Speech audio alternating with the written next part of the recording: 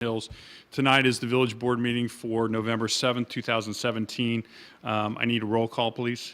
President Byrne, Trustees Hebda, Here. Schultz, Here. Markwart, Here. Cook, Here. Oppenheim, Here. Takaoka. Thank you. I need a Mr. Clerk. motion. I'd like to, at this time, make a motion to appoint Trustee Cook as President Pro Tem for the duration of the meeting or until the President of the Village Board makes an appearance. Second. Comments or questions? All those in favor signify by saying aye. Aye. Those opposed? Thank you. You have the floor, Your Honor. Since we have a quorum and the meeting started, could everyone please rise for the pledge?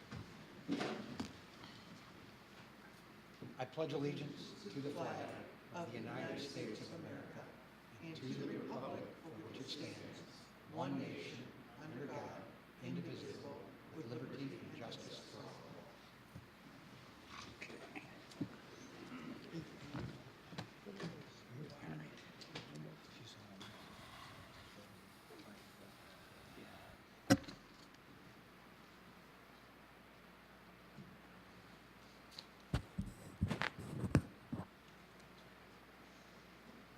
All right, first thing on the agenda is citizens wishing to address the board on something other than what's on committee of the whole or on the agenda. Is there?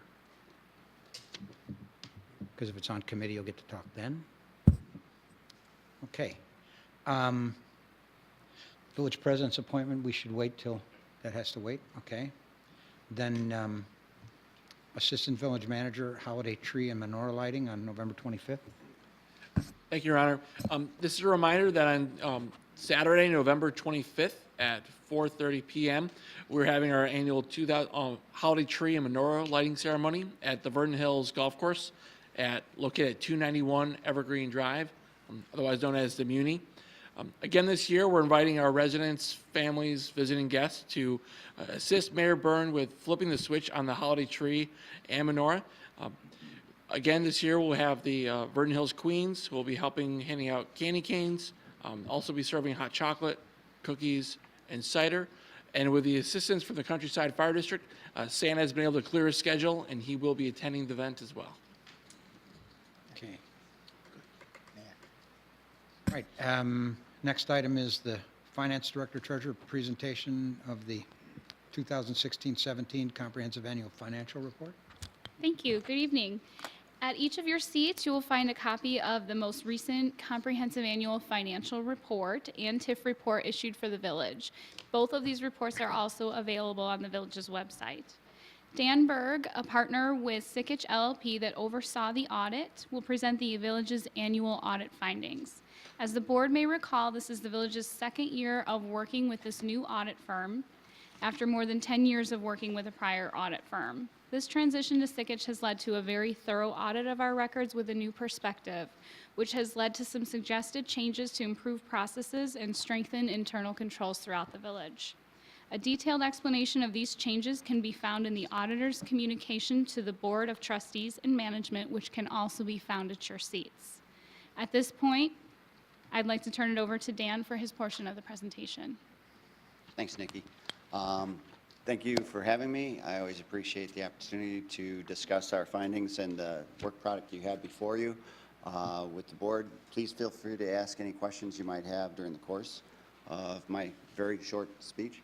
The main thing that I'm here to tell you is that the audit went very well. Staff did an excellent job getting ready for us, as can be seen by the few journal entries we had that in the board communication. We only had 5 journal entries. Also during the course of the audit, as Nikki mentioned, some items come up that we find that we choose to present to the board with recommendations for improvement. I'm sure Nikki's responses on those address those adequately from our side, and hopefully they address it adequately from your side as well. We also have last year's comments in the board communication. Most of those had been addressed by clearing them, if you will. We repeat them and let you know that they're implemented, and then the statuses of the other ones. The other thing I wanted to point out is that in the larger document, the largest document, that's the comprehensive annual financial report. Government accounting standards and GAAP, generally accepted accounting principles, require just an annual financial report. This is a comprehensive annual financial report. So the village goes above and beyond, and has for the last 15 years, to do the additional work of including an introductory section and a statistical section. The statistical section has generally 10 years worth of trend data on various financial position, revenue, debt, and the ever popular operating ones. So I strongly recommend the board take a look at that section, as well as the management discussion and analysis that appears right after our opinion. It's written by staff. It gives staff the opportunity to explain what happened during the year as compared to last year, and give the reader an understanding of what changed. Lastly, I wanted to point out that the opinion is what's commonly referred to as a clean opinion. We refer to it as an unmodified opinion. It simply says that the financial statements present fairly in all material respects, the financial position and results of operation. It's the one that you've been accustomed to getting, and we gave the same opinion this year. So with that, I'd be happy to answer any questions. Again, the audit went very well, and we thank Nikki and Brian for doing such an outstanding job getting ready for us and being responsive to our questions and requests for the plethora of documents we require them to pull. Yes, I'll tell you, for lay people, going through one of these reports is, It's if intimidating. you're having trouble sleeping, it's really good. Anybody from the board have any questions of that? Because this is basically what you're saying is this is one of those where if you don't specifically give us any big piece of news, then everything's good.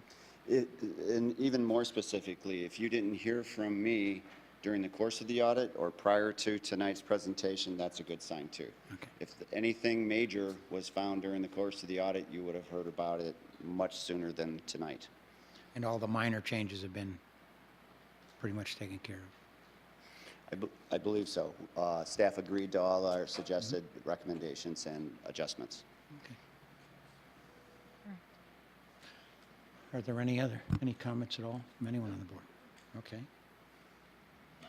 So we are seeking a motion from the board to accept the CAFR. We don't necessarily have to approve it because the numbers are what they are, but we do ask that the board accept this report.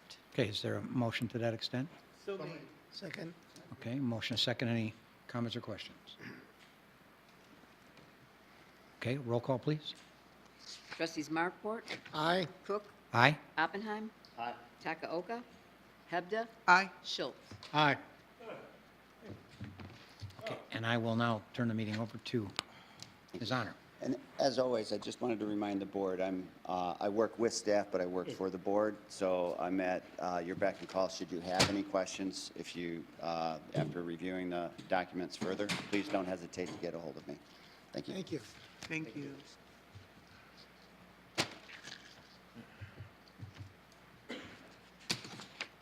Did I miss anything? No. Back. No, other than that, we're doing a good job financially, I guess. Yeah. All right, well, so we're way beyond the pledge, right? We're at omnibus vote agenda. Actually, Okay. no, you can go back You and, can go back. Oh, yes, go Your back to appointment. your appointment, yes. Oh, is he here? Yes, he is. Well, would he like to come up? No. Do we have to swear him in or anything? Yes. Who's gonna swear him in, chief? Oh, you do. Why didn't you swear him in? Such protocol. first we have to. No, I'm not going down there again. No, yeah, you could do it from up here. Yeah, go ahead. Do it from long distance. Okay. Plus, he's got a preference. That's your signature.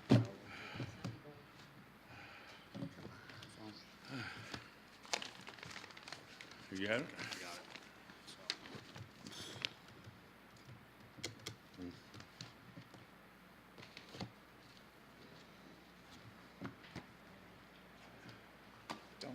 motion? and a Yeah, we vote need a, first?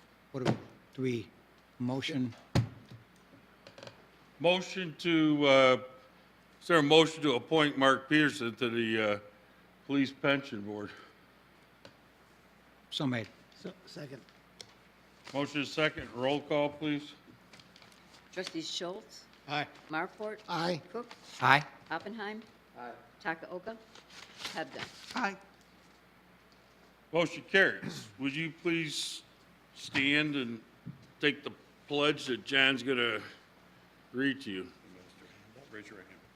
Repeat after me. I, Mark Peterson, I, Mark Peterson, having been appointed having been appointed to the office to the office of the Police Pension Board to the Police Pension Board in the Village of Vernon Hills in the Village of Vernon Hills in the County of Lake, in the County of Lake, do solemnly swear and affirm do solemnly swear and affirm that I will support the Constitution that I will support the Constitution of the United States of the United States and the Constitution of the State of Illinois, and the Constitution of the State of Illinois, and that I will faithfully discharge and that I will faithfully discharge the duties of the office of the duties of the office of Police Pension Board Police Pension Board according to the best of my ability. according to the best of my ability. Congratulations. Thank you. You need to sign.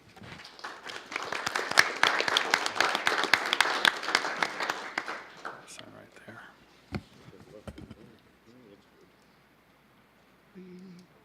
On my agenda. No, sign your real name. Yeah. Okay, thanks, Mark. Thank you. Hey, come on. Hey, John, give me a agenda. I left mine on the kitchen table. Oh, no, it's not there. No, it's not in that pile either. No.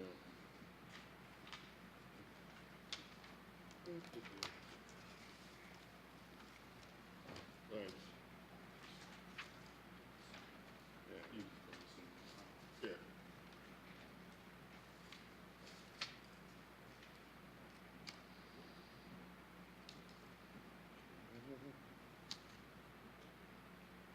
Okay.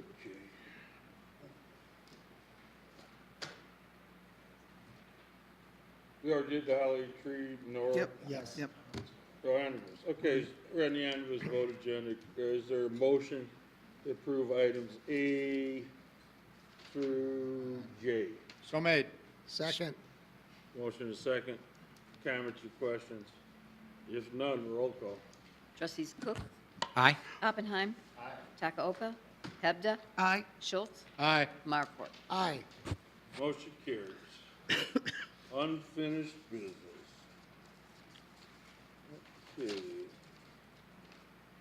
Approval of village board meeting minutes of October 17th, 2017. Is there a motion to approve? Motion to approve? Second? Motion is second. Roll call. Trustees Oppenheim. Takaoka, Hebda, Aye. Schultz, Aye. Marport, Aye. Cook. Aye. Motion carries.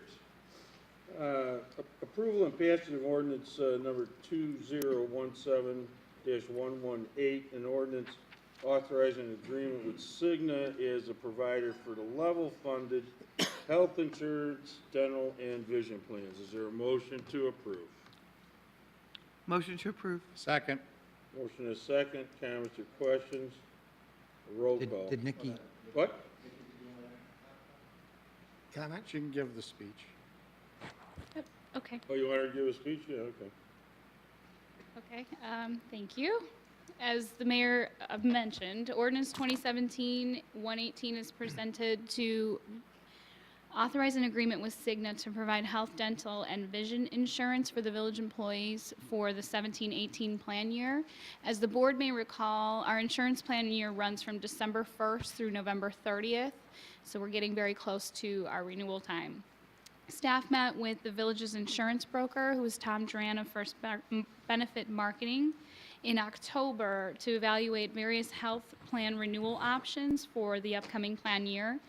The original health plan was quoted to us at an increase of 18% over current year rates, which was based on the village's utilization of the health insurance plan. However, this increase was subsequently reduced to a 0% increase. So they are holding the health insurance rates the same for the next year, a 4% increase in dental rates, and a 3% increase in vision rates. Cigna has also guaranteed the vision insurance rates for a period of 2 years.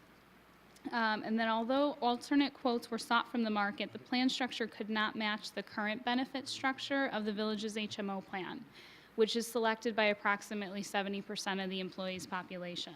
So we will continue to evaluate alternatives to that plan in future years, but that will take a lot of communication with our employees and with the staff and with the board as well. The Cigna proposal is competitive as compared to a survey that we conducted. Our surrounding communities are looking at increases between 2 and 15% in their health insurance plans. And this health insurance renewal also includes a $9,000 wellness fund to assist in preventative wellness programs for employees. I do want to thank specifically Kristen Svensson, Brian Bordeaux, John Kelmar, and Mayor Byrne for all their work on this renewal. As part of the negotiations of the renewal process, we were also able to get the commission down on the broker side of things as well, which is going to be a savings all around. Overall, staff is very pleased with the service provided by Cigna and the insurance package as presented, and both the broker and staff are recommending approval of this ordinance. Well, and I was going to add too, we had a couple of, we had one very, very competitive quote that was used by, the broker to politely beat Cigna down, so, right? Yeah. But, and sometime we'll talk about the difficulty of moving because of a union contract. Everybody could take that one under advice. Anyway, yeah, we were happy with what Cigna did. Yeah, and everybody was beating up on everybody, and a lot of people were on the ledge, which was okay. Right, John? He's smiling. Hey, John doesn't like this kind of stuff. Okay, all right, so now we can vote. Comments? Any comments? Oh, yeah, trustee Schultz. Just the one point you didn't cover, and just so everybody understands, employees pay 20% of the premium for the medical, 25% of the premium for the dental, and retirees pay 100%. So that's important to Right. know that, everybody is sharing in these costs, and it's very comparable to what you find in industry right now, so. It's only 20% or is it 22? Only 20% on the health, 25 on the dental. Yeah, I know. Yeah. I kind of remember pushing that a little at one point in time. Okay, all right, so any other comments or questions on this particular item? All right, is there a motion to approve? We have that. And a second? Roll call. Trustees Takaoka, Hebda, Aye. Schultz, Aye. Markwart, Aye. Cook, Aye. Oppenheim. Motion carries. Next item is the life insurance, right? Correct. Approval and passage of ordinance 2017-119, an ordinance authorizing an agreement with Dearborn National to provide life insurance for the Village of Vernon Hills Employee Group Term Life Insurance Plan. Is there a motion to approve? Do you want to jump in on this one too, Nikki, or? I'd Motion be so happy made. to. Oh, you don't have to. The motion so made her. Second. Motion is second. I just want to say too, it's what, up to, is it 3 times salary or up to 250,000?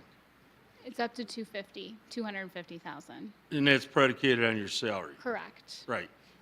So probably an awful lot of people qualify for that, That is correct. Yeah. All full-time employees. right?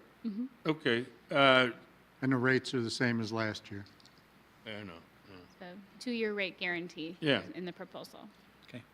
All right, roll call, please. Trustees Hebda, Aye. Schultz, Aye. Markwart, Aye. Cook, Aye. Oppenheim, Aye. Takaoka. Motion carries. All right, next is approval and passage of ordinance 2017-122, an ordinance authorizing agreement with the Illinois Public Risk Fund to provide workers' compensation insurance coverage for calendar year 2018 for an amount not to exceed $330,952. Is there a motion to approve? So made. Second. Comments or questions? Uh, This is it flat or a little less? It's a little less, $35,935. Less 35. than last year and 9.8%.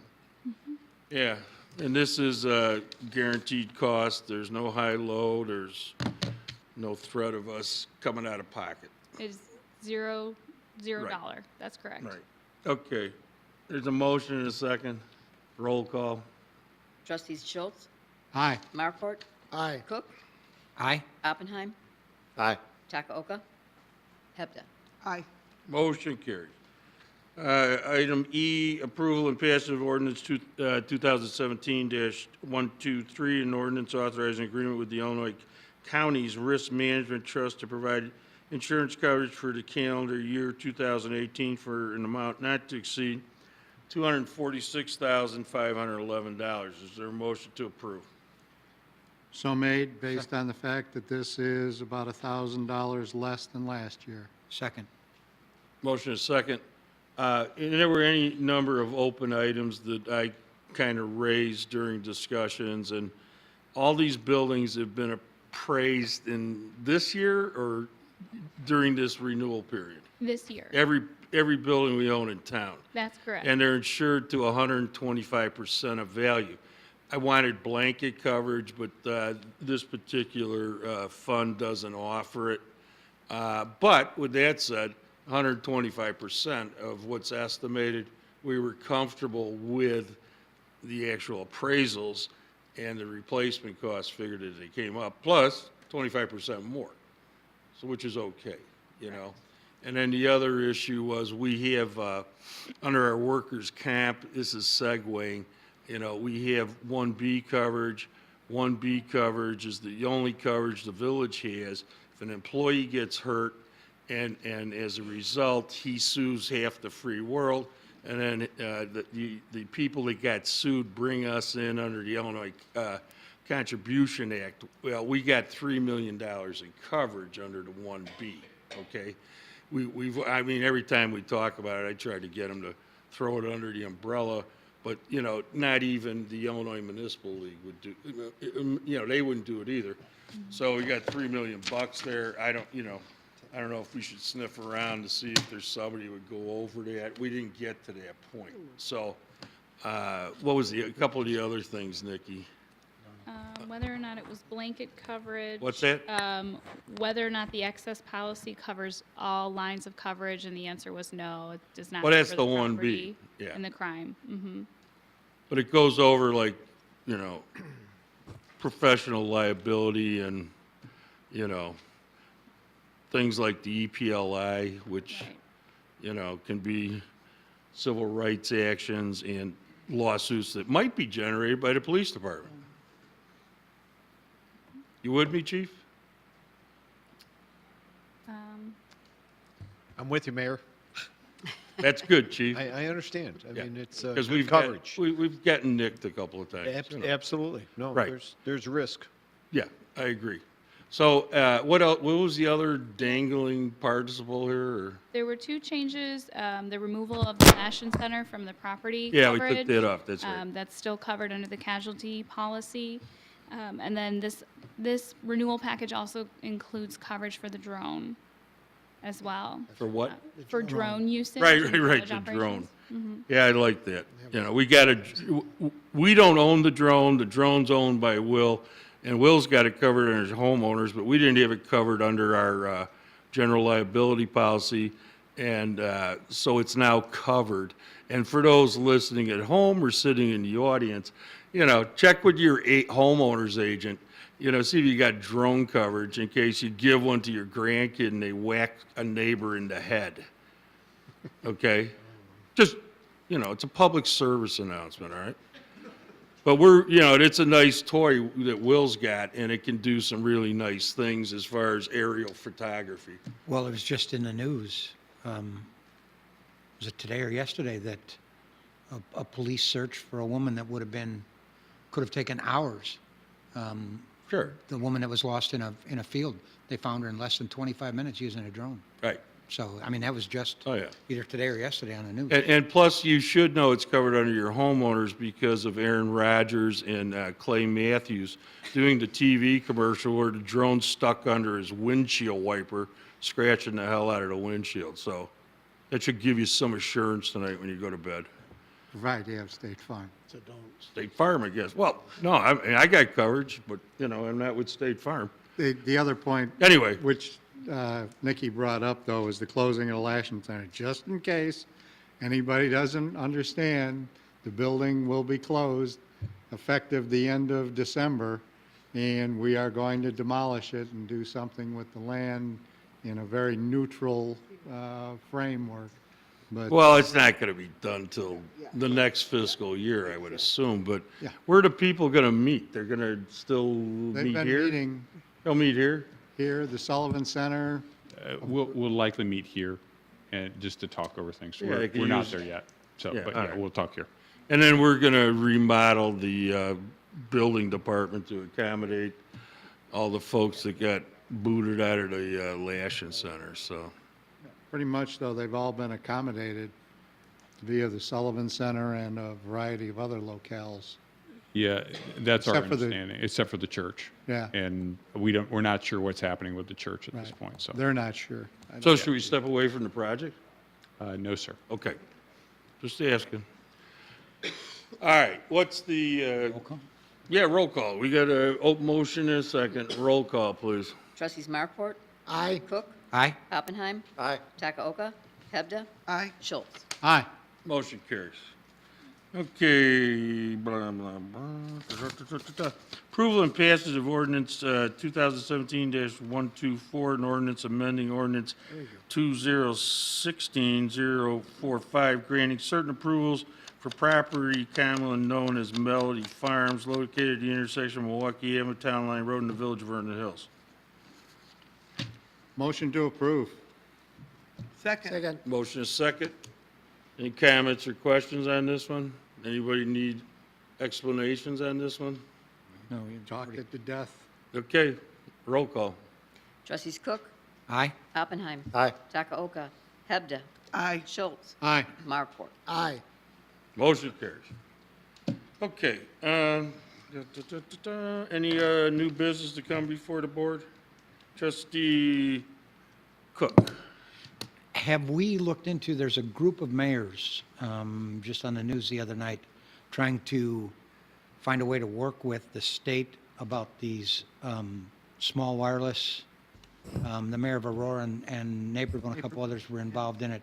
Are we reaching out to them to work with this, or are we joining a group? We've actually been working through both our lobbyist and through the Northwest Municipal Conference to provide comments and the like in terms of trying to steer this new law. I've also had a conversation with Representative Senti to alert her of our concerns and the like. So we've kind of taken a three-pronged approach. This was the first time I'd seen that the group down in DuPage. I'm working on that, but like I said, we've been working up here with our group off the Northwest Municipal Conference. So. You know, they're still working on it. Pat and I were talking about this before the meeting and haven't seen any kind of vote come up as of yet with it. I think there is some expectation that the House is going to move forward with the revisions that have been put into the new law. They've taken some of our comments, but there's clearly a slant towards the wireless carriers in this ordinance. So did it pass in the Senate? It did, but now it's at the House for further work. So that might not happen in this veto session? I don't know. I mean, the sense that we're getting from folks is that it is going to, but again, this was the first time I saw that there was a consolidated group coming out of DuPage that really had some expressed concerns. You're So- referring to the letter to the editor Correct. in this morning's Daily And Herald. in the article that also noted, the other communities. How So about Steve Morrow? What does he think?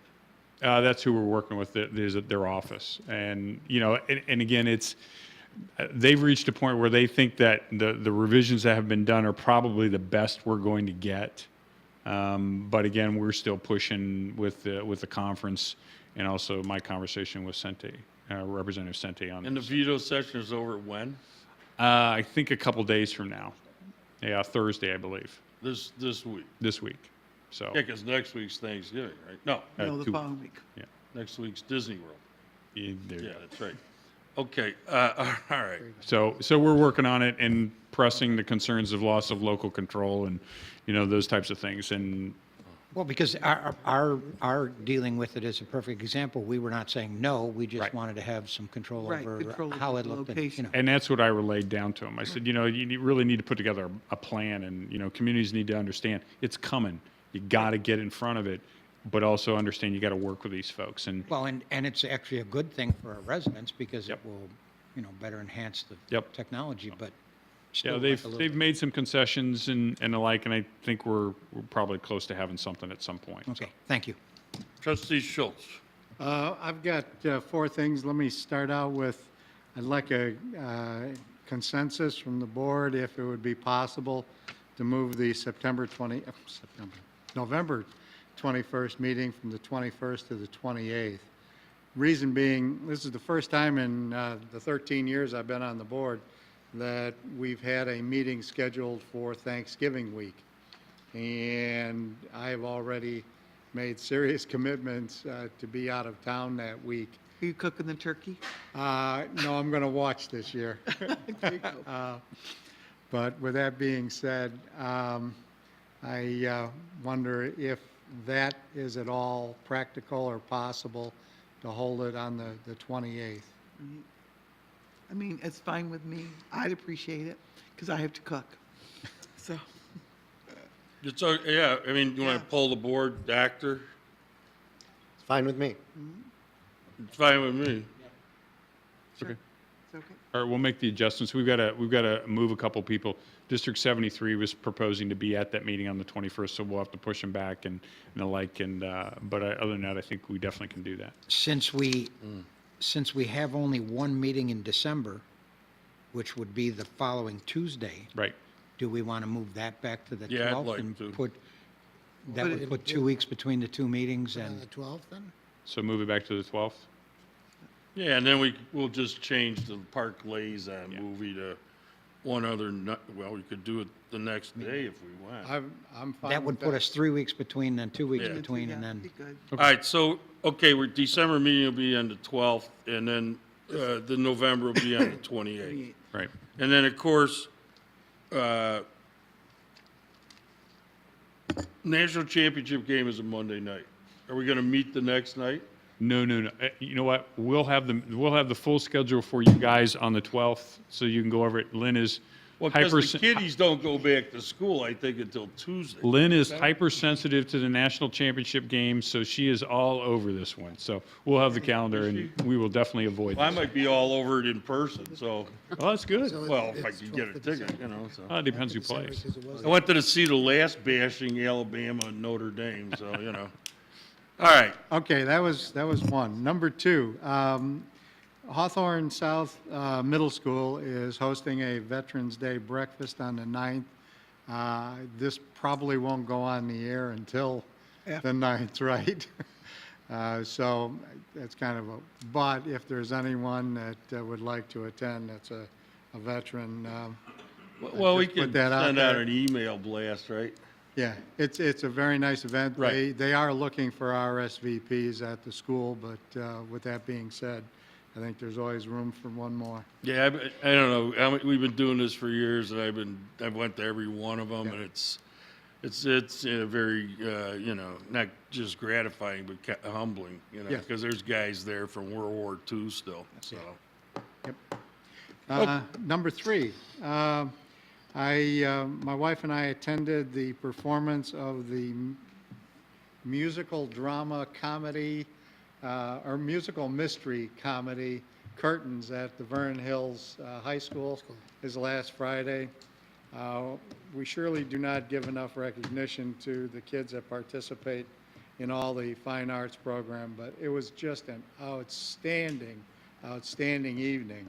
I've paid, $60+ plus or minus at the Marriott and been bored to tears and horrified by some of it. I paid $5 here. I would have gladly paid, 5 times that much or more. The quality of the. Was your granddaughter? Nope, I had no relations whatsoever in this. I Okay. went for the pure enjoyment of it, and it was really, really good. So, again, congratulations from this chair to the Vernon Hills High School Fine Arts Ensemble. Finally, Here, here. on a more somber note, we had a meeting a day or two after Las Vegas. And by Las Vegas, I think everybody realizes what I'm talking about. I know some people that were at that event, very lucky. They were on the periphery and they were able to get back to Chicago. And once again, day before yesterday, and as the mayor so adequately points out, or many times as enumerated, I personally hold dual citizenship.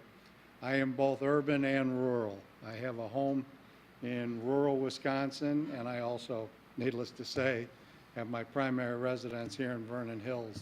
Yeah. And I understand the urban kind of mentality, and I also understand the rural mentality, but something has to be done. This is getting to be crazy. And I know this is not really the right forum for that, but I felt as though I had to make a comment because I'm just extremely tired of this going on day after day in our country. So I don't know what the answer is. I'm not that bright a fellow, but I just wanted to make a statement that I am exceedingly disappointed in our country and our ability to get this under control. That's it. That was number 4, and thank you. Anybody else have any new business or comments to make? I just have it before we, adjourn the meeting. I just want one of you guys to pass a bottle of water down here. All right, is there a motion to adjourn the board meeting and go into committee of the whole? So made. Second. Motion is second. Do we have closed session to go into? No closed session. Okay, that's good. All right, so there's a motion and a second. Roll call, please. Trustees Oppenheim, Aye. Takaoka, Hebda, Aye. Schultz, Aye. Markwart, Aye. Cook. Aye. Motion carries. I'd like to call the committee the whole meeting to order. First item of business is approval of the minutes. Approval of the minutes from the October 17th meeting. Motion to approve. Second.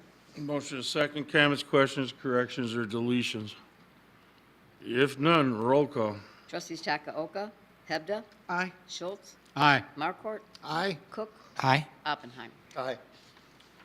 Okay, motion carries. All right, Melody Farm intersection and transitional lighting on Route 60 and Route 21. Brown and Assistant Village Manager Carey. Thank you, Your Honor. Matt and Elisa are here from Regency. They have a request in terms of the roadway lighting. So if you could join us up at the presentation altar.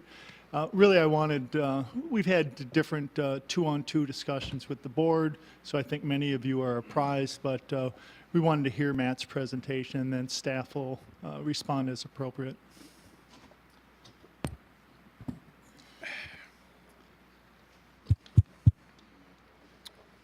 Good evening. Hello. We have had two meetings with various members of the board. Haven't had the opportunity to speak with President Byrne or Trustee Markwart. But we have all kinds of things we can run in front and put up on the screen if you wish. But essentially what this topic comes down to is the subject of intersection lighting relative to the requirements under the PUD. I'd like to remind the board, as we've talked about in our two-on-twos, that this requirement is not being made by IDOT. This is strictly a village-led venture. The department has not required nor requested at any point us to light the roadway intersection. We certainly understand that in the PUD, we were required to light the intersection of 21 and 60.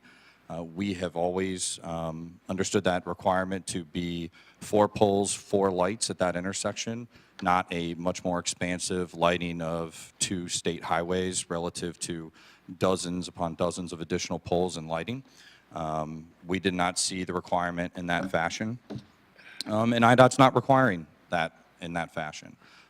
Why we're here today is There wouldn't even be on the side of the street where the development is? that's correct. IDOT has never requested or required any lighting whatsoever. Is there any on lighting roadways. there now? There is not lighting there now. Right. But there's lighting across the street? There is not. Oh, I mean, not even where the existing center is? No. There's no lighting on any stretch of 21 or 60 north to Libertyville and then west on 60 all the way out, at least a mile or so. Then there's no lighting on the perimeter of the shopping mall? Not along the 2 state highways. I can't speak to the ring road. Speak to the what? I can't speak to the ring road internal to the mall, but along 20 and 60, there is no lighting. Oh, yeah, there's probably ambient light from the parking lots, but. So that's the reason why we're here, is we understood our obligation to be 4 poles, lighting of the singular intersection. I think there's a disagreement between Regency and staff relative to what that requirement truly was.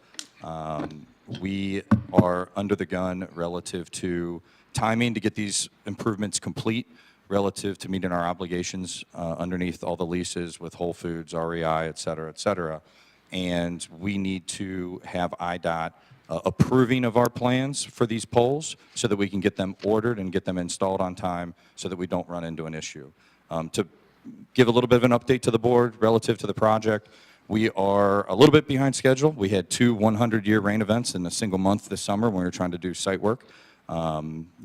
June was a very, very wet month, set us back many weeks. And then on top of that, more specific to the off-site improvements, we're under a lot of delays relative to utility companies getting things done for us. We have a permit right now. We've done some work in the roadway, as you all know, but we are continuing to do things that we can outside of the scope of work that would be on top of where these utilities are going to go. But if the board would like more information on that, Elise is here, our senior project manager running all the construction at Melody. She has all those details, but we are behind. And we are also Who's out. here? Elisa Madigan, who is our Oh, okay, sure. senior project manager. No relation. No relation. That's good. But as it relates to the overall project, we've had our share of issues. It's a big project. It's a 50-acre project. Relative to site work and horizontal off-site work, we've already, our contingency had to absorb a lot of dollars relative to the budget and eat up almost all of our contingency. We got about $100,000 left in horizontal work contingency, and some of those Horizontal work. horizontal work is, we describe it as on-site site work. It's utilities, it's grading, it's all the things that don't come up out of the ground, and that also includes our off-site improvements. And those off-site improvements are the roughly $6 million worth of off-site improvements to That we're the state paid, highway. right? That We're paying for. that the village has contributed Yeah. $20 million TIF towards. That's correct. So we're in this We are partners. partners, right? We are partners. You don't forget that, do you, Matt? No, sir. That's good. No, sir. Relative to those contingency levels, the board has commissioned lots of different studies, most notably Kane McKenna, who has reviewed all of our financials, made recommendations to the board, re-reviewed those financials. The county hired somebody separate, JLL, to review all of our financials in the deal. And all of those contingency dollars that we always had budgeted, we have burned up relative to the horizontal costs. We still have contingency remaining to build these buildings. As we all know, the buildings are just coming up out of the ground. But as of right now, where we sit today, on the horizontal side, on the off-site specifically, we've absorbed roughly $750,000 in change requests at the last second from IDOT relative to controllers and conduit for all the lighting, or not the lighting, all the signal work up and down Milwaukee. What do you mean by that? So you've got 2 lights already that connect the mall to Route 21. Those signals in all of our original plans, we anticipated replacing those signals, providing all new poles, all new intersections, but So there's 4 of them. 4 poles at Well, each intersection? You know, the arms that come out over to, Right, you've got the things that exist today, but that's only for a 3-way intersection because it dead ends into our site. Now we need to turn them into 4-way intersections, which require all new poles. What we weren't anticipating was IDOT saying, oh, all the equipment, everything, all of it's new, not just the poles, all the conduit for the electrical up and down Route 21. We have thousands of feet worth of conduit. We have all new equipment going in as a part of each one of those that wasn't anticipated. nothing's there though. There's, Are you saying across the street? I'm saying it, You would link into the power across the street where the mall is? we would just we planned on reusing to a large extent the conduit that exists in the ground that provides power to those intersections. But is there any on the east side of the street near your property? I don't know exactly where they go. I think they run up and down the west side of the street. And then are we putting in some on the east side of the street as well, Lisa? A lot of what? You want to step up here? You gotta come up. You know, no, And in addition, the east side is where the power lines are being buried and everything, right? gotta be power there. What is new is the wiring that's existing that needed to be replaced. So there is definitely new wiring that's going in, new equipment, but the wiring for the existing that was planned to be reused all had to be upgraded and replaced as well. I mean, where there were telephone poles or something, or? No, for all the traffic controllers Oh, you're and saying, wiring. okay, but you're saying at Ring Road and at the Denny's exit?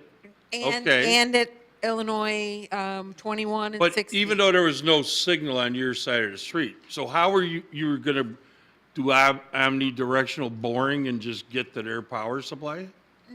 The wiring and controllers are on the west side. The controllers are still on the west side. Uh-huh. So the additional controllers on the east, we already had planned, but replacing wiring that was already existing, that still needs to be there, I doubt. was additional wiring. All the wiring on the west side of the road. Oh, I see. I mean, and basically the Hawthorne That's side. already Correct. there, Yeah. Correct. Which wasn't anticipated. With all the- Dave, what is the truth of this matter?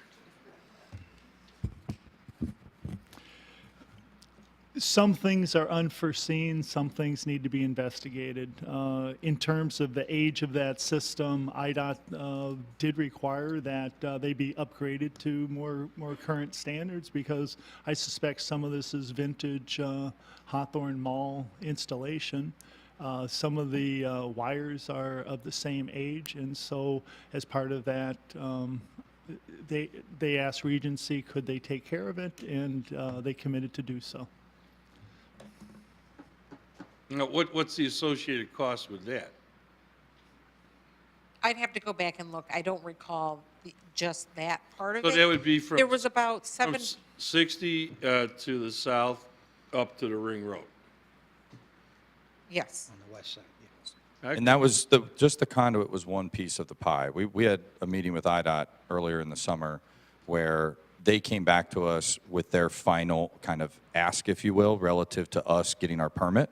So we did not yet have our permit. It's the middle of the summer. We needed to get our permit so we could get underway with our work to make sure that we were on time and on schedule. And IDOT's comments to us at that time were, here's the laundry list of things we want you to do. And that entire laundry list added up. There was some additional paving, some mill and overlay that we were not anticipating doing, nor through our multiple exchanges with IDOT had they requested that previously. A lot of this stuff was new at the end. And it is what it is. To get a permit, it's a state agency. These were their requirements. These were their requests. So we complied and we did those. And the tune of all of those things at the end was roughly $750,000 of unplanned for expenses, just related to the off-site work. Also related to the off-site work, we found some non-special waste along 21. It's not hazardous, but it requires a different type of haul-off. We can't do anything with it but send it to a special dump. That's about $270,000 of unforeseen circumstances. All in on both our on-site and our off-site. Some of the key things on our on-site, we got the water. We had to pump some of the water off. We burned through our there was way more unsuitable soils on that site than anybody thought. We had a healthy allowance for it. We burned through that to the tune of $175,000 in overages there. Basically what we found was the site was used for the Cunha family as an organic dump. That's where they put their trees and whatnot. And as those decomposed and we started to dig out what we're calling Mount Whole Foods, where Whole Foods is, that mountain that was kind of there, there was pitfall after pitfall, caves almost, where these rotting stumps were, decomposing, and we had to keep digging. And from a dirt work perspective there, that was over $175,000 more than we had allocated for in our budget. Also, due to having to dig down deeper and haul off more unsuitable soils, $375,000 in unplanned unsuitable soils haul-offs, roughly 15,000 cubic yards, of additional cost there. And then in addition, the dewatering, some of the undercutting we've already had to do to the site, all in on all of the budgets that this village board has commissioned studies to review, we had roughly $2.3 million worth of contingency planned relative for the off-sites and the on-sites. We've burned up $2.2 million of it. We are out of contingency, relatively speaking, at this stage of the process. We're in a very uncomfortable place. We plan on finding ways to get there. At the end of the day, we still have a lot of work to do on the parking lots, undercutting, et cetera. But as it relates to our contingency budget for this big project, we are out relative to the horizontal costs.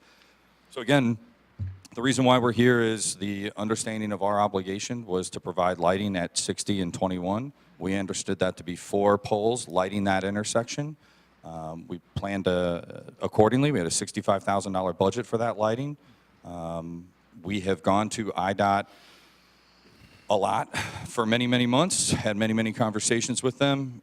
We've pushed our consultants and our lobbyists to pave the way with IDOT and to try and have IDOT understand that we can't meet their typical standards related to lighting. Well, and it's, IDOT we've had a lot of successes, I think, our partnership in getting IDOT to do things differently than they normally would. This project wouldn't even be happening, but for IDOT granting that extra traffic light on Route 60, which is outside of their standards. And I think it's a credit to the village and our team combined, our combined efforts to get that far and get that approval and get that permit in hand and be under construction. But in this instance, we cannot get IDOT to allow the 4 lights at the intersection. They've requested, if we are going to move forward with lighting, a full review of hiring lighting consultants, doing survey work, potential potholing work to figure out a complete submittal to IDOT is roughly $15,000 to $25,000, depending on how much survey work and potholing we'd have to do. That would take weeks to complete. And we're out of time. Our budget is $65,000. We do not have the ability to go further than that. And that's why we're here. We're here to have that conversation. So you're 65,000 on top of what, 2.3 or whatever it was? You mentioned earlier in the conversation. So the 2.2 million that we've used in contingency, that's contingency dollars. That's already used. Those are used. Yeah. 2.2 out of 2.3 on unforeseen circumstances. That happens in any And development they'll project. take care of the wiring issue across the street and the wiring Correct. issue on the east side of the street. Takes care of everything, other than the lighting issue. Okay. And the lighting issue, we had a budget item for of $65,000, and IDOT saying they will not allow us to put those lights in. So we have this $65,000 sitting there. One of the things we talked about doing is we've already given the village $100,000 for future connections to the Hawthorne Mall. When those become viable, we would contribute the $65,000 to the village into that same fund, and you guys can use it as you deem fit relative to public works projects. So now you're saying, I'm somewhat confused. You're saying now IDOT won't let you put up the lights at the intersection. That's correct. So what do they want you to do? They want us to submit a full submittal relative to lighting, The approaches? in all the approaches. What IDOT has told us repeatedly in multiple conversations with all of our consultants, as well as to our face in many meetings over the summer and meetings even into the spring, is that any intersections within 800 feet of 60 and 21 would also have to be lit with approach lighting and an additional lighting of those other intersections. The intersection immediately to the west of 60 and 21, the first intersection into the mall, that's a little right at 800 feet. The new intersection we've added just east of 60 and 21 that'll lead right into REI, that's 675 feet away. So what, Joe, what's your read on this? Is this all accurate? Well, this, I think, points Huh? Dave has been involved in the meetings with IDOT. Well, yeah, but I mean, where do you stand on this? Have you been in any meetings at all, or I've not been involved in the meetings with IDOT, no. any of them? As relates to lighting, no. Okay. Those are, Dave Brown has been involved with. All right, so your name is on the agenda to speak to this. So what, you gonna speak to, you're not gonna speak to this issue at all? Well, I can certainly help address any questions that the trustees have as it relates to the project. I just asked you, I mean, have you looked at the scope and detail that he's presented? I've And not is looked it, is it good, bad, or ugly? It's undetermined. I mean, from what we've seen, we're still waiting to hear back from IDOT as to what they're going to require. Okay. I'm not sure we've received a real certainty with relates to the 800 feet, if that's going to be where they'll stop, or if additional transitional lighting will be required above and beyond that. I believe, based off the measurements that we've seen, it's 850 feet to the intersection at the Denny's location. But again, that's something that we've got to get better plans to review in order to really. Well, how many discuss lights would they be required to put in these approaches? No, I'm just asking, does Joe know about any of this stuff, or no? I don't know the number of approaches.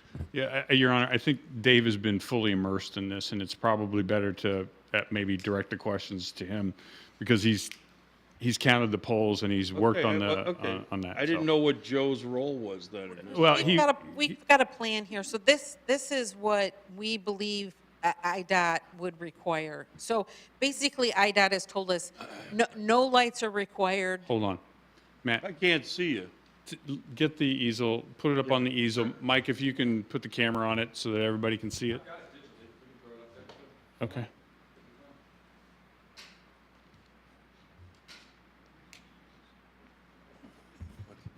It's sort of an all or nothing with IDOT. They don't want any lights, or they want lights up and down the whole road, north and south and east and west.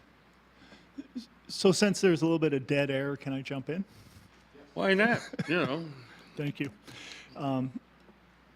So just to clarify a couple of points, IDOT has not said they do not want roadway lighting. What they said is, if you're adding combination lights on our roadway, you must meet our transitional lighting requirements. And so that's simply put. So in terms of that, we need to submit the appropriate information to IDOT so IDOT can review it and give us some more guidance. We did work with Regency in September. We did go and meet with IDOT, and really what the question was is, per the development agreement where it talks about the intersection lighting and meeting with IDOT to have transitional lighting added, that was why we went there. We worked with Regency their schedule is very important. It's important to all of us. Sure. So one of the things that we looked at was they had the first step, geometrics, intersection design study. So they were in the process with IDOT. They didn't want that to be interrupted because it might have knocked them out of the queue. So they asked, let's hold back on having that discussion. So then when they put out the actual construction drawings for IDOT to review, at that time I looked at it and I said, well, we don't have roadway lighting. And it's like, well, let them get through the construction drawings, and then we'll have this discussion. So we're continuing to have the discussion, their schedule and their commitments that are important to all of us. The clock continues to tick. So what we did, again, first week in September, we met with IDOT and we said, we want to really discuss the transitional lighting. Is it required? They said, give us some basic information. We'll get you an answer within 2 days. They got us that answer within 2 days. Their answer is everyone should be well aware that transitional lighting is required. No surprise to anyone. So now we've went through October, we're into November, 2 months, and to this date, I do not know, because IDOT is the one who's going to dictate these terms, what is the limits of those improvements? And I think that's an answer that they would like. I think they're looking at, according to the guidelines, this is the worst case scenario and this is what they're going to ask for. But we don't know until we meet with IDOT and we get that clarity. So whether it's with Regency or independent, I've outreached to IDOT because I want to know that answer. I want to apprise the board of the facts. So that is why my recommendation is work with Regency, shoulder to shoulder, go to IDOT, and see if we can reduce what the request is. I don't think that this is an all or none type discussion. I think there is room for compromise. I perfectly think that there was an understanding and a clear understanding as far as what the requirements were, and that's where we disagree. But I think there's more agreement than disagreement. Let's work with IDOT. Let's get some answers. Their schedule, in terms of the schedule is critical. We want to make sure they're successful because we're successful when they are. So what they need to do, according to their schedule, in July is when they have to have everything delivered so they can start installing the roadway mast arms, combination lighting, et cetera. So as part of that, that's July. It takes 14 weeks to have these things delivered. We just had one installed at Menards. Same schedule. They get all the infrastructure in, they pull the wires, they got the foundations there, and then you just sit and wait until the manufacturer delivers them. No surprise for any intersection lighting project. So that's where we're at. So if you work back from July, 14 weeks, we have time. We have time to go have a conversation with IDOT. But unfortunately, we haven't made any progress with surveying or potholing or preparing sets of plans for IDOT to give us any feedback. And so the clock keeps ticking, and I don't know where we're headed. When you talk potholing, is that mean where the So you wanna- lights are gonna go? You know, so exactly that. If you want to know where the utilities are, and so you have a piece of equipment that sucks out the dirt, and it looks down and says, hey, this is where the utility is. We know its horizontal location, we know the depth. So we know to avoid it. So that's what the potholing is about. Yeah, sure. Yeah, I think it's reasonable for us to have that conversation with IDOT. I think that their schedule provides for it, and so that's my recommendation. One of my recommendations and one of the options was, could we look at the speed limit and potentially drop it from 40 to 35? But in terms of that, I'm withdrawing that as part of an option. I think Louis, and he's a traffic expert, you know, trying to move IDOT on that. It's going to be it's going to impact the schedule. It's going to take 4 to 6 months to get IDOT to change the speed limit, and that's going to blow their schedule. So I don't think that is plausible at this time, but I think meeting with IDOT is. Yeah. Trustee Cook. We've had some discussions on this, and we've had discussions with staff, and I think where we're at is that, from this chair anyway, not able to make a decision tonight, because I'd like to allow staff to have some time to follow up on some of this with IDOT to find out if it truly is an all or nothing at all, or if maybe we can help move IDOT to be a partial solution, and until we get that back from staff and that, I don't think we can move forward with this tonight. Trustee Schultz.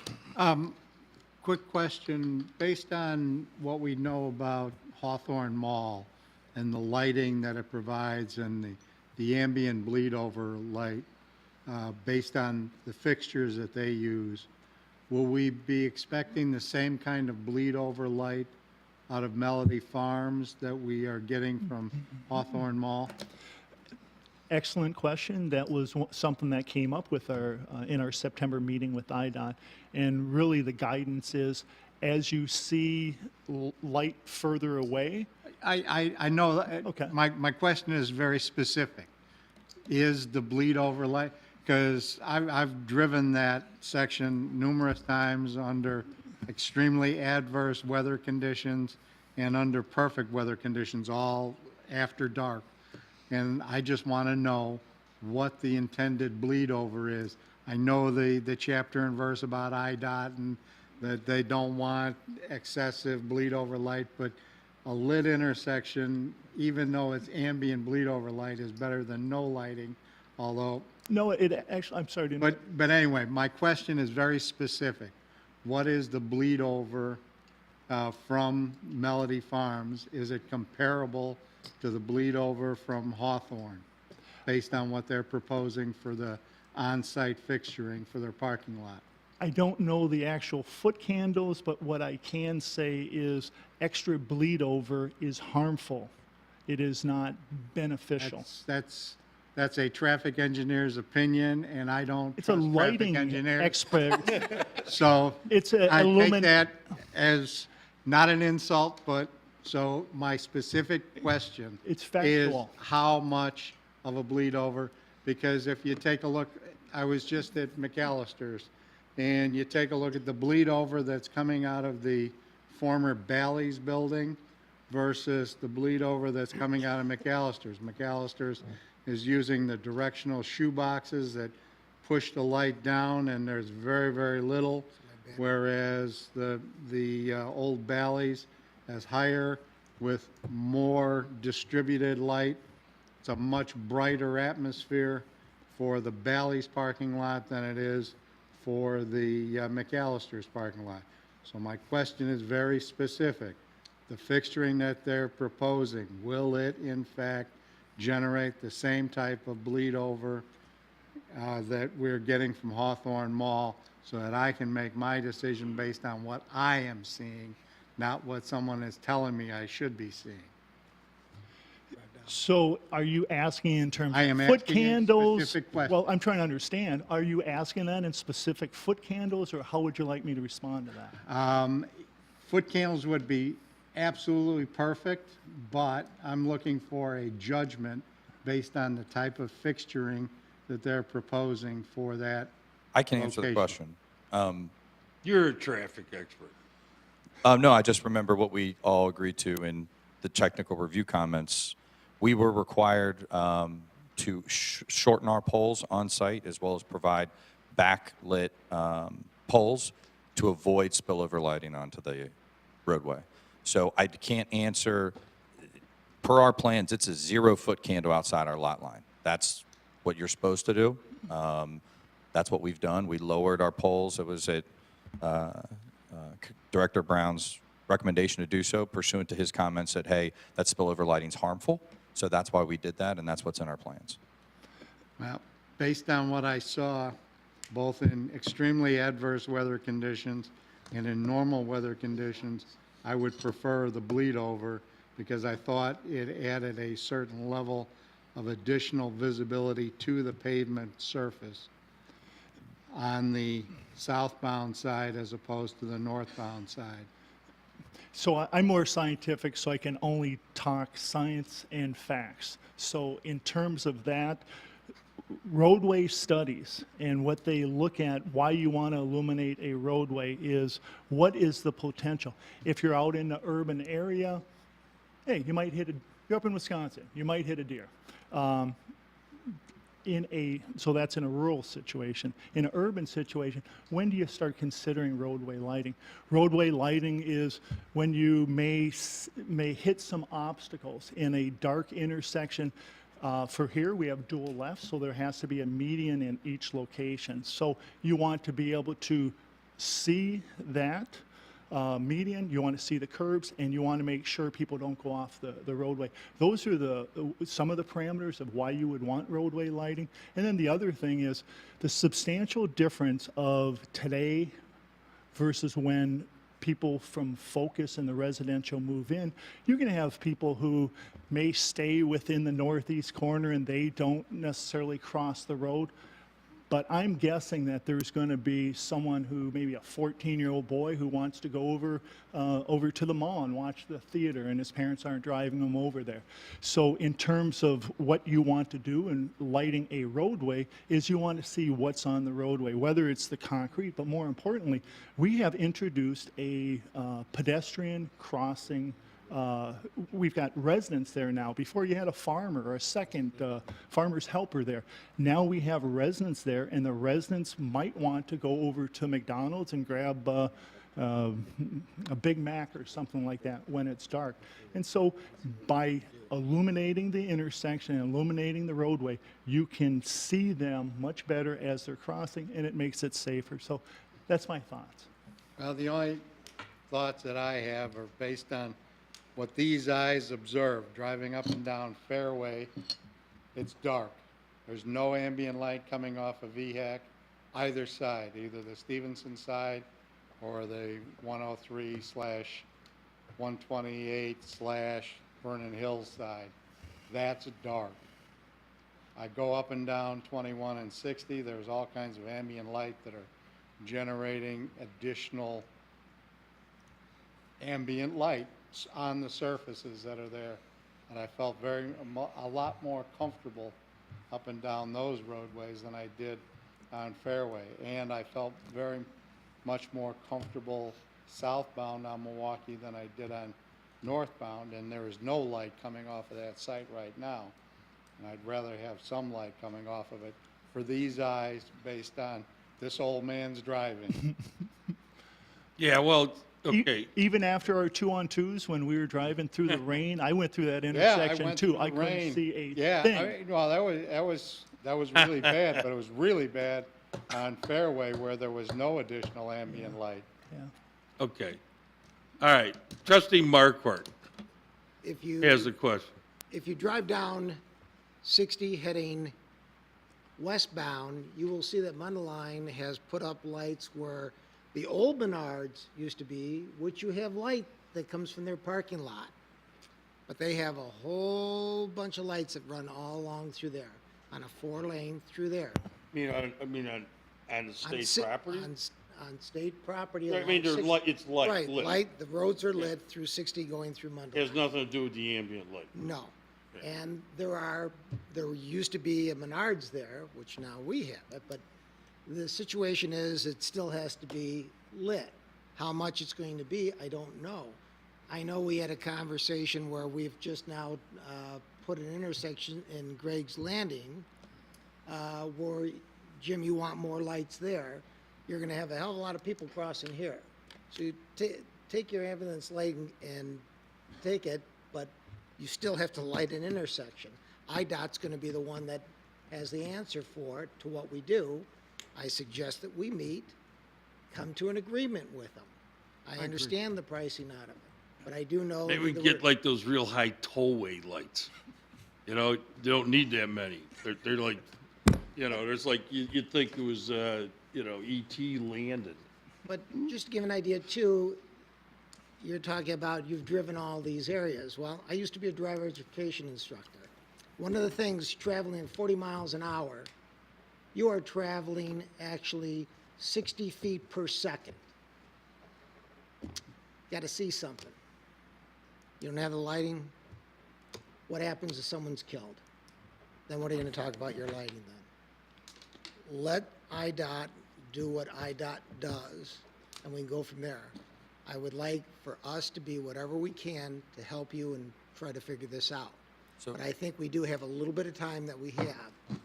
But let's get the facts from them and then try So to the work. worst case work- scenario though is how many lights would you have to put up? Well, to answer Trustee Okay, go Marquardt's ahead. question, Sure. IDOT has reviewed all of our studies. And some of those studies, Louis could talk about relative to actual traffic accidents at this intersection. As we all know, it's got its issues. and that's why we're putting $6 million worth of costs into it to fix the issues. IDOT has not requested nor required, and we have a permit in hand, any lighting. Any lighting.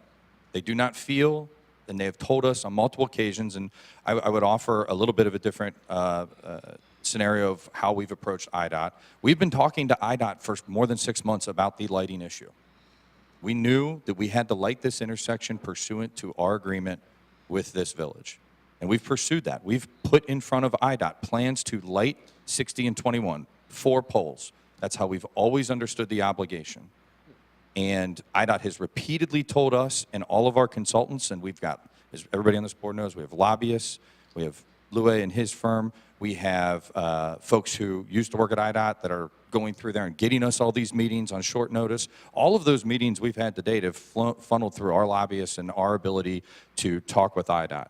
The ability to get this traffic signal on Route 60, our ability to produce the right materials to IDOT to show what's needed. And none of those submittals, none of those conversations with IDOT back to us have they required or requested us to consider or even study lighting. This is a 100% village-driven issue. IDOT is telling us and telling our consultants, and Louis can talk about this, we've been pestering them. And I use the word pestering exactly that. We've been trying very hard, culminating with a meeting in September that Director Brown was at, to say, hey, look, the village would like to light this intersection. Here's how we propose to do it. And IDOT said, no, if the village wants to light this intersection, you need to submit a full submittal, which looks something like this, and then we will go through our normal process, which takes months to review it, and only then we'll tell you what we may or may not do. And unfortunately, we are in the position of saying our obligation was only to light 60 and 21. We think it says that quite clearly. We understand there were conversations to be had with IDOT relative to approach lighting, but in our budget, we do not have the funds to do that. All right, yeah, all right. Do lobby for that, you only want to throw in 65,000, okay? I think we all understand it, trustee. So part of the confusion I've had all along is at what point did you recognize that transitional lighting would be required? You said you've been speaking with them for 6 months. Wouldn't that have been the time when they said to you, you're going to require more than just the intersection? So as we've talked about, IDOT has standards and they have variations to those standards. Right. And this project's gotten a lot of variations. A lot of variations to allow this intersection off to the east, which is, if it was by IDOT standards, it would not exist. This project would not exist. We would not be having this conversation. So relative to what IDOT standards say, of course we knew that IDOT typically requires approach lighting. But in all of our budgets and all of our proposals and all of our talks with this board about how much off-site improvement we are going to invest in relative to the amount of TIF that this village was going to contribute, you know, if we're talking about IDOT standards, we're talking about millions of dollars, $1 million+ worth of off-site roadway improvements. And in all of those off-site budgets and conversations with this board, we started, our initial budget on this improvement was $4.5 million. It's grown to around $6 million. We would have had a conversation if a quarter of the budget was for lighting.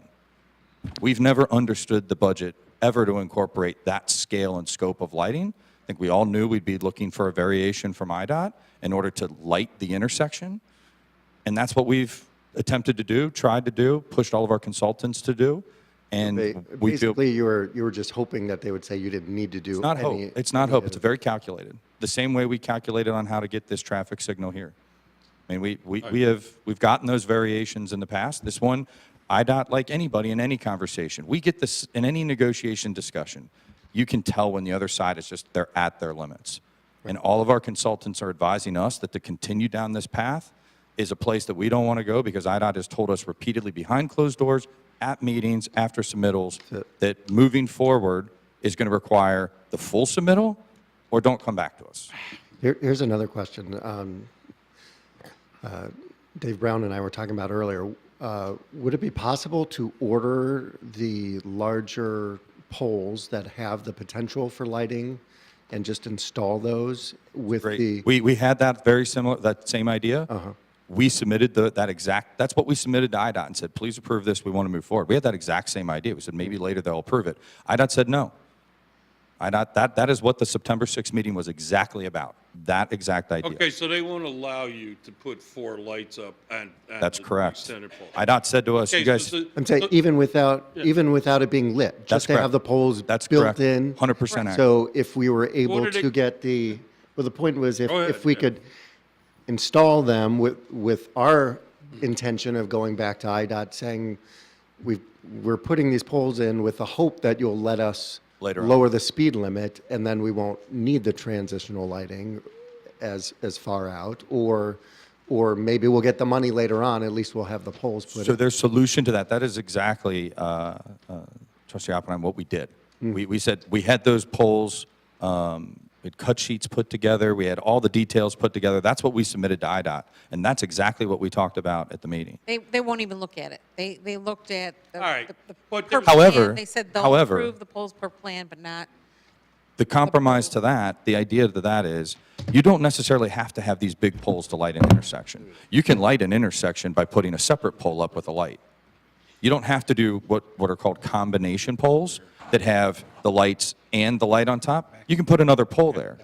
So what we'd love to do is move forward with the poles that IDOT has said they will approve per our permitted plans, which are not the combination poles. And if this board wishes to go forward to try and light the intersection at a later date, you still have the opportunity to do so. You just won't put the light on the top of the pole. You'll just put a separate pole up next to it, and that condition exists all over the place. Right. But isn't that a lot more expensive to do that? Not, versus- those poles relative to, we can get you that cut, we have that actual cost. It's a few $1,000s. It's not tens of thousands of dollars for those individual poles. You try to avoid having extra obstacles that someone may collide into, and so you want to minimize the amount of poles and obstructions at a major intersection. And You it wouldn't doesn't want look to have very a nice. pole next to a pole. Yeah, okay. All right, we're not going to get closure on this tonight. Understood. Okay, we're all going to go to IDOT. I remember coming to IDOT several times with you before the project even got going to appeal to, what can we do at the intersection? Oh, I know I'm going to hit you. Well, what we were going to do at the intersection. And we, in my presence there, allegedly it was helpful. But in this case, it's not? We've gone to IDOT. No, me, coming to IDOT. I came to some of those meetings, and we seemed to get some closure. The way, This was we're, on how wide the lanes could be and all that stuff. relative to the lighting issue, what we're being advised by our consultants is IDOT feels like we've had that meeting. We had that meeting on September 6th. Mayor, I'm not saying that your Yeah, help wouldn't whatever, be yeah. appreciated, but IDOT has rejected lighting the All right, intersection so what with if 4 they lights. told you to do bottom line? They said to submit a full proposal underneath their guidelines. And how many approach lights would that be on all 4 directions? If you do everything within 800 feet, it's well over 100 poles Okay. All right. and over $1 million. How much? Over 100 poles, over $1 million. And then what expenses associated with each pole? Is there just? We have a Is that just for the light itself or for any other? You got to install conduit. I mean, what this shows is all the conduit for the electric. Yeah. You've got to buy the poles. You got to buy a certain number of controllers. How many that you have to install. controllers do you have to buy? Not as many as we originally thought, but somewhere in the neighborhood of 4, 6, 8, something like that. For this type of overall improvement. In all, if you abided by IDOT standards, it's over $1 million worth of cost. Okay. All right, okay.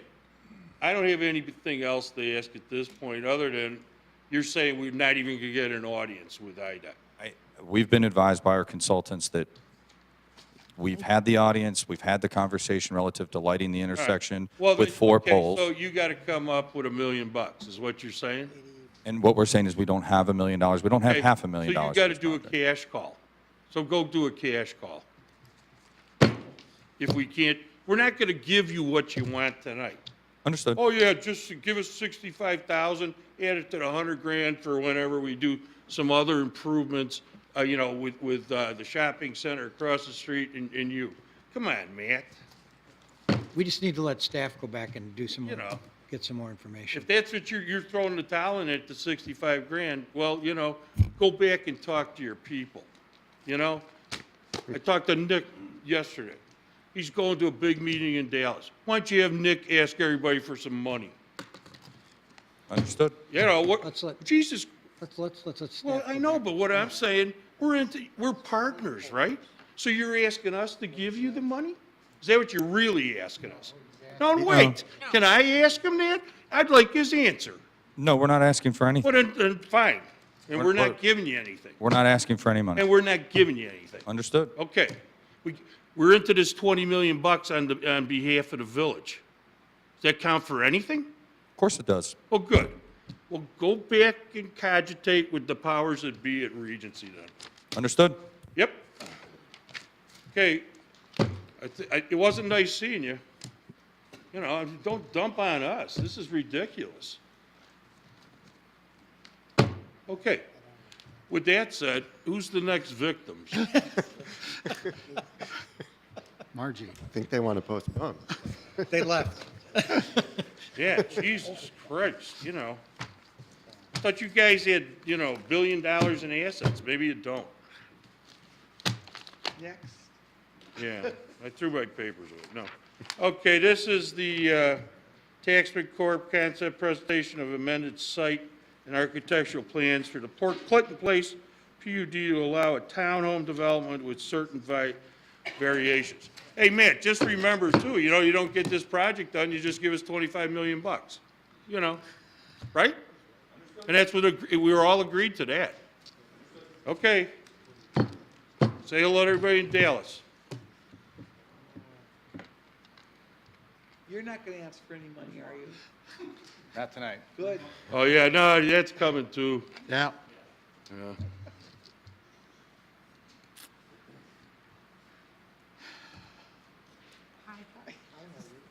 Yeah, do you want to say something? No, John. Do you want to identify yourself? Oh, I'm Margie Georgopoulos. And from the this Tax guy here is who? Commission. Joe Mashik with BSB Design. What does that stand for? Bloodgood Sharp Buster, Now, did you do the other townhouses yes, for Lexington? yes. Okay. And Lexington's going to do this project? We are. Are they? Tax No. Corporation's going to. But who's going to build them? Taxman. Then our GC will be Steve Spinell, Kinsey. You Bill. sure it's Kinsey? Yeah. Steve Spinell Oh, okay. would build it for us. Our Is that general with contractor. Warren James and everybody? No, just Steve's company. Kinsey Builders. Okay. So is that about it? So what are we here for tonight? I mean, Joe's going to tell you about that. well, we gotta change the zoning, right? Yes. Yeah, okay. It's conceptual. What we'd like to do is change the density and essentially amend the PUD. To sum it up, since it is getting a little bit late, we are reducing the density from the approved 80 units to 18 units, so reducing the density by 62 units. The parking that we're proposing is 4.3 spaces per unit versus the original 1.85 Yeah. that was approved. So we are, the townhouse, the 18 townhomes that we're proposing on the, what was formerly known as the Commons 2, are going to be designed very similar to both the Lexington and the Opus townhouse projects. Right. Using the same materials, somewhat the same colors, and what our purpose is to blend in with the existing developments. What are Yeah, the- okay, staff, I'll just defer to staff on this. Are we comfortable just approving this? I mean, I Your don't want Honor- to get into a full-blown presentation. I want to know what the change in colors is. Well, Wait a second, I ask staff though, is there Okay. any major hang-up on doing this? No, Your Honor, we do have to go through technical review to confirm the engineering on the site, and it will require a Planning and Zoning Commission Right. meeting. But this is a concept presentation. Right. And staff is comfortable with the site plan as it's proposed. Yeah, I mean, what do you, okay, I'll open it up to the board, ask whatever you want to ask. Trustee Schultz, did you put your light on even? No, I didn't. Well, your trustee Oppenheim then. We'll let him go first because he was Put his appropriate. lights on, you know. I raised my hand. So there's a concept in terms of changing the zoning, but wasn't the overall ask to get additional TIF money as part of this? We're not asking for that tonight. Not tonight, Not tonight. but, so you're asking us to change the zoning so that you could later ask for TIF money, I correct? think we're asking for TIF money anyways. The- Well, Or is that on a pay-as-you-go though? You want Yeah. to use the handheld mic because you speak softly. and We I want the do, I've never world to been- hear I've never been everything you accused say. of that before. We always have contended that we need TIF money, whether it was the 80 units or the Right. 75 units or the 85 But units. it's, you don't want we have- anything up front though.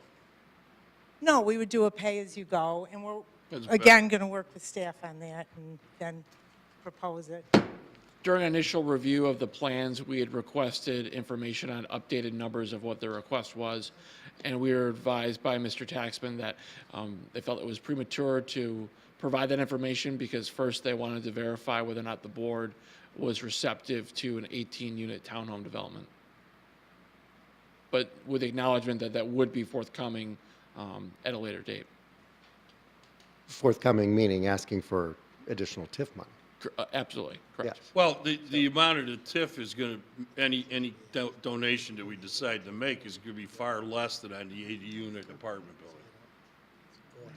Far less, but greater than zero, for sure. Yeah. I don't think there's any question about that, you know? The question is, you know, if we don't go forward with this, then I guess, how long would it take to pay? If we don't bring these units into Right. play, I'll ask Nikki this. Okay, does that affect our payoff of the bonds? What? Sorry, I'm not on. We will be able to pay off the bonds as the TIF stands today. What we will not be able to do is repay the loan from the replacement fund that the village put into place at the beginning of the TIF, and I think that was about $670,000. So then if we do approve this and approve additional TIF money, then we will be able to get more back, is what you're saying? Correct. The EAV would go up with any additional development. So depending on what the board ultimately approves and goes through technical review, we would be able to better estimate what the EAV would be going forward and what that would project for us in terms of revenue. But it would be a net positive for us. Correct, yes. Trustee Schultz. Color changes. We're really wanting to stay very, very close to Right. what the existing project is, both the Opus and the Lexington phases. What we've looked at is some very minor changes within the same hues, just to give it our phase, its unique look. However, it would be in the same hues. Okay, thank you. Trustee Cook. I like the reduction in density. It makes this a much, I think, a much better overall project because it gives it a little more diversity to what's there and again, lowers the TIF requirement, allows you to go on a pay-as-you-go as opposed to having to come up with some upfront money. So I'm fine with moving ahead with this. Great. Trustee Hebda. I agree with the density. I think too, the residents who live in those other units were asking for something like this. My only concern too is the stair steps in the center. I wonder how older people could get, I like your side steps better just because I think it provides more access and easier access for, let's say, someone who's over 55. I mean, I don't know that those staircases sometimes, I wonder, are those marketable for people at that age group too? Because I think that's something that I would look, could you change that center design a little bit or can't you? Are you really stuck with that? Yes, we'll take a really close look at that. We've wanted to amend the existing design, which all go straight out, both in the Lexington and No, I like Opus. the side, I And like so that look a lot. And We then like this as well, and Yeah. so we'll take a look at that center on the that center, 5 just the units, middle yeah. one piece, that would be Yeah. great. And if you don't get TIF money, what will you build? If you don't get money from us, what will you build? I don't know, maybe nothing. Nothing. But could you, I mean, in these places, could you put in one of those, those chairs that gets people upstairs? I mean, You can probably put those anywhere. as far as or offering that or something? Why not? Probably could. I mean, they'd have to pay for it, but. Yeah. But I think the design of the sides are better than the fronts. I like that. Yeah, the chairs that, to go upstairs and Everybody that. will come in through the garages, so you're looking, No, I know, but there's 2 floors to go up. right. I'm sure you could offer that as an option, but I think that center piece, just to see what you could do, if that's possible. Thank you, we'll take a Well, I close look mean, at that. what the hell? But I do like what we see. Or you can Thank go you. get your knees fixed. I'm not moving there. So, okay, well, with that said, I know there's a resident here that wants to ask questions who lives in the condo building. And there's another, oh, there's two. Who else? Well, all right, well, who wants to go first, ladies? Ladies, Yeah, okay, fine. I can't see you behind the thing, I'm here. the Thank you easel. so much. Good evening, President Byrne, Hi. trustees, staff, and audience. My name is Marcia Marshall. Say that 3 times quickly. I'm a new resident in Vernon Hills. Very proud to have moved here. I'm 2 months into this new lifestyle at 1199 East Port Clinton Road. It's a lovely condominium building. My unit overlooks this property. I, too, am very glad to see the density reduced. However, I'm very concerned about the impervious surface and how much land we will actually be losing in this project. I think this is a great opportunity for the developer to come forward with a really innovative idea. And rather than build another row of townhouses with access roads behind it, why not build one big underground garage on the original footprint that the developer came forward with and put in a 2-story building that would hold 18 units, luxury condominiums or rentals suited for those adults who are ready to downsize with first-floor masters or large expansive units, and then create open space for the community. We have children living in this area who play in driveways and streets. They have no playgrounds. They have no green space.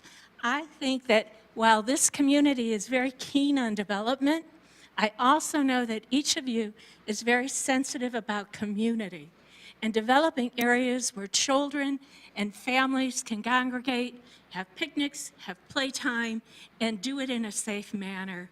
So I'm hoping that in your decision-making, you think about how this will impact this neighborhood. We are in your southeast quadrant of the village, and yet we have no parks. I know that the developer has to make a contribution to the park district, and that contribution should develop and benefit the residents that live in this neighborhood. So I'd like to see it become more of a playground, a fun place, a place where the developer can profit and the neighbors can enjoy their community as well. Thank you. Okay.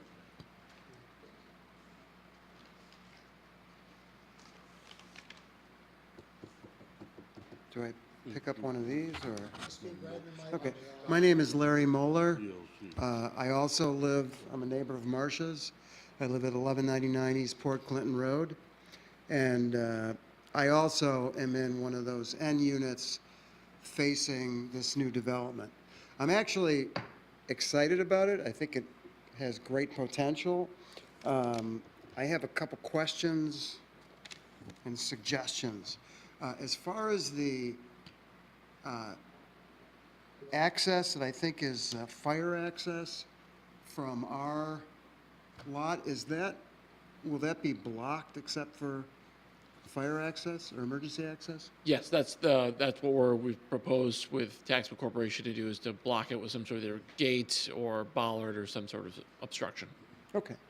I just have two concerns. If you look at the other townhouses, and I want to focus more on 6 through 10 and 1 through 5, but particularly 6 through 10.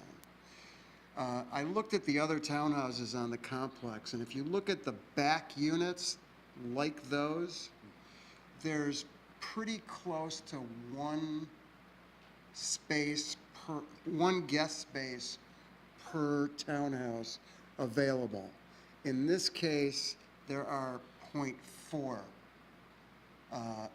guest spaces per back townhouse, which means people that, I think are there parking spaces allocated on Byrne Boulevard? No, they are not. Those are public places. The current depiction here has them located on the west side of the roadway. They're currently on the east side of the roadway. There's a total of 14 parallel parking spaces there now. One of the things that has been contemplated is relocating them and restriping them on the western side of the building, of the roadway, which would accommodate potentially additional parking while still being public parking for use by members of the public. Okay. So right now, if you look at Port Clinton Road and Danforth, there are 3 or 4 townhouses right on that road. Sometimes, and it's rare, but sometimes guests in those to those units cannibalize our parking spaces because there's really only 2 spaces on the end of those buildings for them to park. There are 2 spaces behind them, but most people don't know about. So my concern is I would love to see more parking to address 6 through 10 and 1 through 5. The other issue, which Marcia alluded to, is if you take a look at the original design of that whole complex of 2 buildings and the parking lot in front, and this is somewhat of a selfish comment, but it impacts about 12 units. The footprint of these townhouses now extend to the parking lot and extend further on the other side, which means it blocks a much larger portion of our view for about 12 units. Previously, if it was an apartment building or condo building, it would block about a quarter of our southeast view. Now it's significantly greater because our views looking out over the lot towards that pond and the townhouses will now be significantly blocked where they wouldn't have been before. Same thing on the other side. It pushes the structures further north, closer to Port Clinton and closer to Byrne Boulevard, so it's blocking more of the view. I think if there's a way to address or reconfigure the layout to add parking, possibly by shifting and somewhere in the 9, 10 unit areas and adding parking somehow, you're creating more space. So you're opening up that view and you're adding more parking to prevent people from cannibalizing our spaces. Because what's going to happen? It's raining. Are they going to want to park on Byrne Boulevard and walk past the other townhouses? And where is if you look at where the sidewalk access is, they have to walk, to get to Unit 10, they have to walk all the way to, what is that, Unit 18 and then come across, where they'll see, hey, it's a lot easier if I just come into 1199's parking lot, park on the end there if there's a space available, and walk 20, 30 feet and I'm there. So we're trying to avoid that cannibalization of our parking spaces. As far as the design and what they're trying to implement. I think it's great. It reduces the density. I just hope we can reach a common ground like we did with the apartment building complex. I thought we all worked great together. Well, and this still has to go through that same process. This is going to have to go, correct? It's going to have to go through planning and zoning and Correct. several other meetings, so. Okay, What floor are you in? third floor. Yeah, and these, what? We're both in the 09 units, which are the N units. Yeah, so, I mean, what's the apex of the roof line? Architect, sir? What's the highest point on the building? The highest point, and it's a little early in the process, but we're at about 36 feet to the mean of the roof line. Yeah. So, As opposed to 60 or so with the, Well, it'd be more than that, but is this ground there elevated to start with? You know, I mean, the lot itself? the lot itself is at the same grade as their garage level. So. Oh, okay. And we don't see changing the grade a lot. We do have to, what we're doing is removing the existing parking lot. So there may be 1 or 2 feet of bounce simply because of the existing infrastructure. Based on their grading plan, the existing site is going to be lowered slightly, not raised. Right, yeah, right, okay. And do you know how many feet above sea level we are? Come on. At this specific location, So generally in Vernon Hills outside the floodplain. 672. I was gonna say 688. Well, we're both close. yeah, a little under 700. No, the reason I bring it up, you can get flood insurance pretty cheap if we get the 15 inches of rain one day. And we really do flood. But you digress.